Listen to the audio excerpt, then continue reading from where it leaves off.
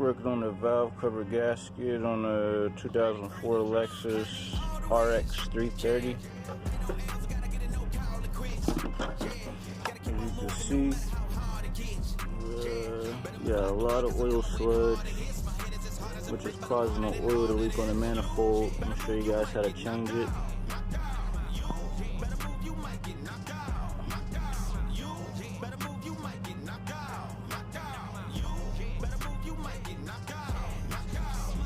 When we get to the back, I'm going to need to remove this intake manifold, which is going to be a pain, but we'll get to it.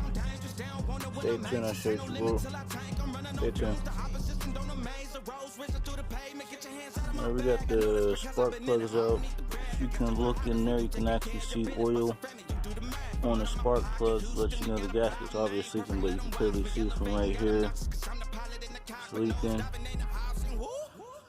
Got the coil packs out. So now we're going to remove this hose right here, the PVC valve right here, and then we're going to get to the bolts along the valve cover gasket.